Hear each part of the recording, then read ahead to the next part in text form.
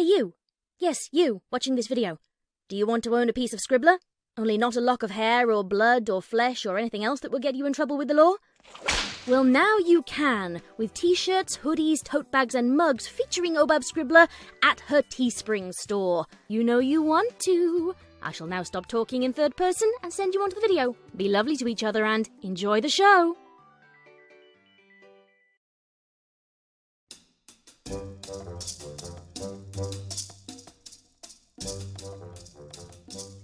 Air.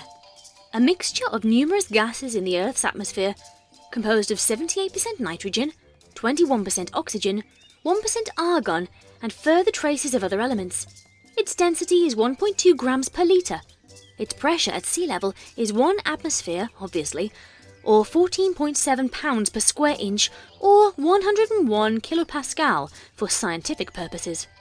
Its refractive index is 1.0003. Twilight had flying down to a science.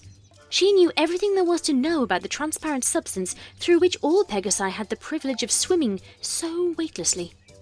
She knew all its physical properties, all related chemical reactions. She even knew all forms of impact from biological life forms. The only thing she didn't know, which for the life of her she struggled to figure out, was how to get airborne in it. Once more she went over all the numbers, all the charts, and all the diagrams. Once more she couldn't find a single flaw in any of them.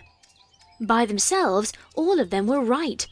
But when added up, everything broke and fell apart, like the components of that first tricycle her father had assembled for her when she was 3. It was like a giant holistic prank the universe was playing on her. "This doesn't make any sense!" she shouted as she angrily cast half her notes aside. "What doesn't?" a passing-by Rainbow Dash asked as she landed on Twilight's balcony that, for today, was serving as a makeshift writing desk. "Flight! Whichever way you look at it, there is no possible way a Pegasus, or an alicorn for that matter, should be able to fly!" Rainbow curiously walked up to her friend to look over her shoulder. "And why is that?" she asked. Twilight gave back a disgruntled look. "I don't know! Science says it's possible, but it can't say it's possible because it's impossible, and it's impossible that science is wrong!" "I'm afraid you lost me there." Twilight turned back to her writing pad. "Never mind. It's just that I'm angry at flying and at science and at myself." Rainbow Dash glanced over the many papers scattered across the floor. "What are you doing, anyway? This doesn't look like flying. It looks like you're running another one of your crazy experiments." "They're not crazy," Twilight loudly defended, scribbling some more mad sketches. "And this is not an experiment. I'm merely reading up on flight literature to figure out a way to get started on proper aviation training and experiment with my own style of flight." She held up a book. "Mostly, I'm working off of this one. 100 inspirational quotes from 100 inspirational flyers. It's very inspirational." "Twilight, you can't learn flying from a One glare from Twilight reminded her of the infamous running of the leaves incident and shut her right up. "So, find any good ones?" Twilight nodded. "I found one by Avian Abacus and tried to take his advice to heart. He was a pioneer of aeronautics and derived many of the formulas still used for aviation today. In his later years, he developed many useful contraptions that help unicorns and earth ponies." "What did he say?" Rainbow Dash cut her short.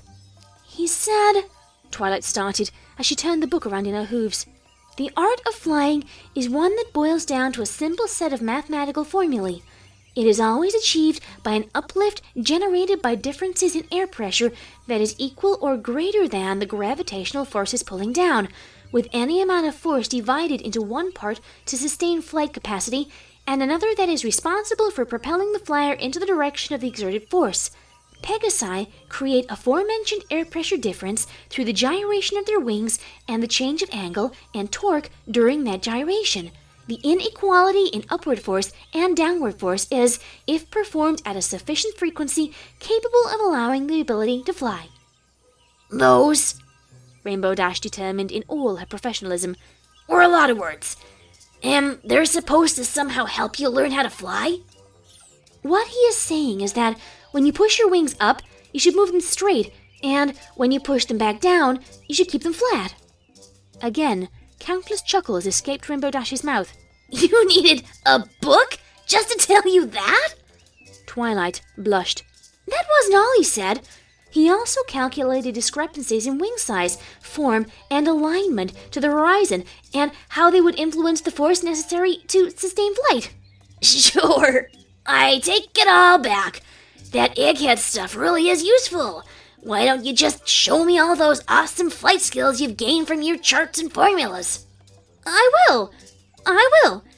Just as soon as I correct these blasted calculations.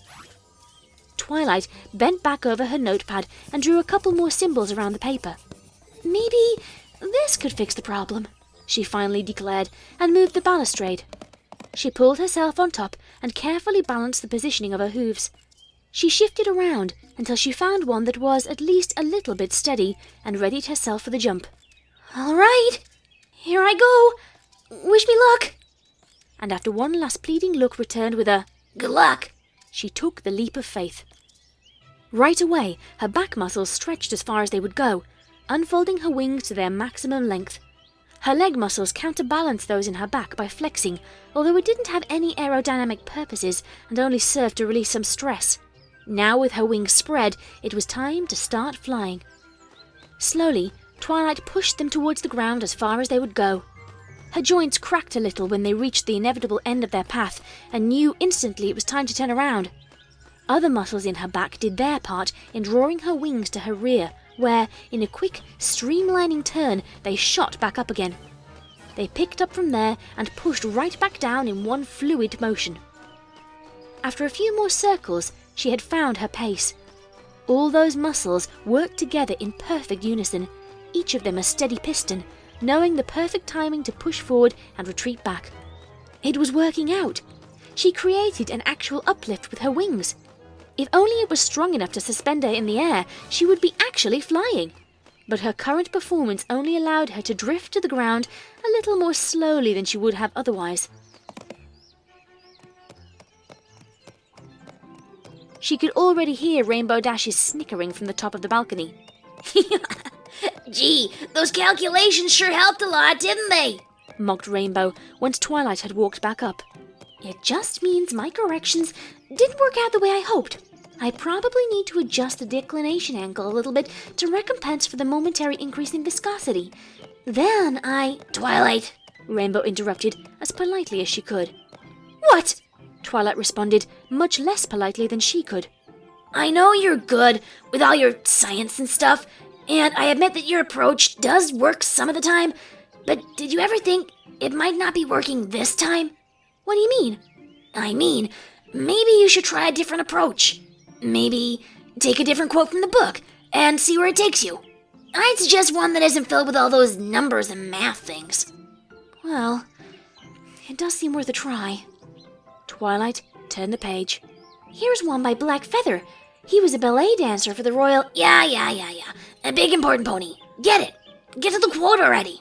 Flying is one big duet with the greatest dancing partner imaginable. The tender yet firm grasp of the air currents as they whirl you around in delightful pirouettes, the two of you tangoing to the sound of nature, it sends you swimming in a delightful dream from which there is no awakening, save for the ground that takes you back with its gentle kiss until you go back up with the two of your lovers fighting over you in a ceaseless quarrel. What? Even Twilight had to ponder this one for a moment. I think I got the gist of it. It's about working with the airflow, allowing it to carry you along in addition to your own muscle power. She made another addition to her diagrams. If I wait for the right breeze, I should be able to finally get the lift-off right. Once I'm airborne, the rest will be Philly's play. Then go for it, Rainbow said, as she moved to where she had the best view on the upcoming spectacle. I will, Twilight said, again climbing the balustrade. After a little more fidgeting, she had found her footing. Patience, she realized, was the key to it all. She couldn't just jump out and expect to soar through the skies. She had to wait until it gave her a sign, a permission, clearance, like the waving flags of those cloud cell flight controllers that handled the balloon traffic. She spread her wings, closed her eyes, and focused herself on any slight sensation she might feel on her coat. There it was. She could feel a small gust of wind, first moving up on her right hind leg, then slowly blowing over the rest of her body. She withstood the instinct to resist, and simply let it pick her up and carry her off the balcony. Immediately, she felt the cold Ponyville air brush against her. But it was neither stopping, nor was it resisting her. It was politely clearing the way, opening its doors to the newest visitor it had so cordially invited. Any passing air kissed her goodbye with a gentle peck on the cheek and a loving stroke along her coat with the same tenderness as a mother's caress. Twilight had put all her trust into the skies, and they were gracious enough to return the favour. Once more she could feel the familiar breeze come up. It didn't push her. It didn't pull her. It merely nudged her playfully, more pointing out an ideal direction for her to go next than anything else. Naturally, Twilight shifted her weight to the right and let the winds carry her in a circle. Only at the very last moment did she remember to open her eyes, far too late to brace herself as she crash-landed into the floor of her own balcony. Except for the landing, that actually looked pretty good, said Rainbow Dash with a smirk. You know, I think you're almost there. Twilight was still trying to pick up the pieces of her spinning head. And I think I better try another quote. I can really do without ever doing that again. Suit yourself, Rainbow replied as she flipped to the next page for Twilight. This one's from Lieutenant Wingshard, one of Commander Hurricane's finest officers. She said, "If you take to the sky, you have to set your mind right on your goal. You're out there to conquer it. Never apologize, never retreat. The sky is merciless and will punish you every chance it gets. So you gotta show it who's boss. Make it respect you. Make it fear you. Beat some sense into it. And once you do, you're gonna be the best damn flyer there is." Rainbow Dash burst out laughing. That's gotta be the craziest one yet! As if any pony in their right mind would. She's right. It's all so obvious. All I have to do is set my mind to it and conquer the skies. Twilight was dashing forward. Rainbow's hooves couldn't possibly stop her anymore. Wait, Twilight! I really don't think this is a good idea! She called after her friend. But it was too late. Twilight couldn't hear her anymore. She had already set her mind completely on her goal. There was no reaching out for the balustrade.